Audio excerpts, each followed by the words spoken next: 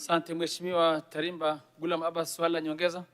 Asante Mheshimiwa Naibu Spika, nipongeze serikali kwa hatua ambazo inazichukua katika kuhakikisha kwamba utumiaji wa huduma za kidijitali kwenye utumiaji wa fedha unakuwa na unafuu. Swali langu mimi lililenga kwenye huduma ya simu kwa simu. Sikuwa na tatizo kati ya benki na simu, simu na benki, lakini ni mtu kwa mtu, simu moja kwenda simu nyingine.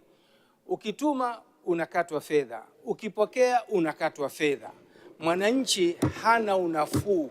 Swali langu, kwa nini kusiwepo na bei elekezi? Hilo ni swali la kwanza, kutoka Benki Kuu kuweka kikomo kama walivyoweka kikomo kwenye huduma za benki na simu. Swali la kwanza. Swali la pili ni kwa nini serikali isifikirie kuondoa angalau upande mmoja, kwamba ukituma unaweza ukakatwa, lakini wakati wa kupokea wapokee bure wananchi, ili fedha ziweze zikazunguka na kuwasaidia ndugu zetu wananchi kuondolea mzigo.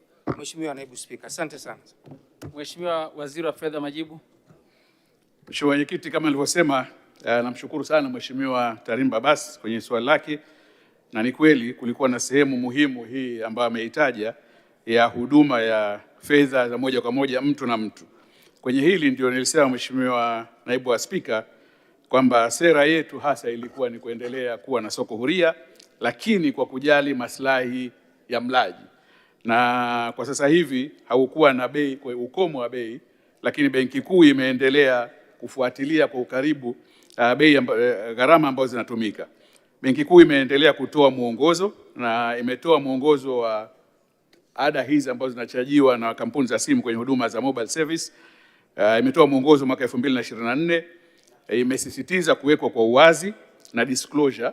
Kwa hiyo kila mtoa huduma wa fedha za malipo ya fedha analazimika kuweka bei ambazo atazichaji ambazo anazitumia kwenye huduma za kutuma na kutolea pesa. Na vile vile Benki Kuu imeweka kiwango cha ulinganisho. Kimeweka kwenye poto, lakini vile vile na kiwango cha ulinganisho wenyewe wanaita price comparator, ambayo inasaidia watumaji na watoaji wa huduma kuweza kuona zile chaji zenyewe. Kwa hiyo kwenye ukomo hakujawekwa, lakini kumetolewa mwongozo wa namna ya kuweka chaji mbalimbali. Swali la pili la Mheshimiwa Tarimba, lile la kuondoa upande mmoja, Mheshimiwa, tulichukue, lakini kwa sasa hivi bado hakuna mtumaji na mtoaji vile vile wanachajiwa, sababu wote wawili wanapata huduma kwa sasa mpaka sasa hivi. Asante sana Mheshimiwa Waziri wa Fedha kwa majibu ya swali la Mheshimiwa mbunge.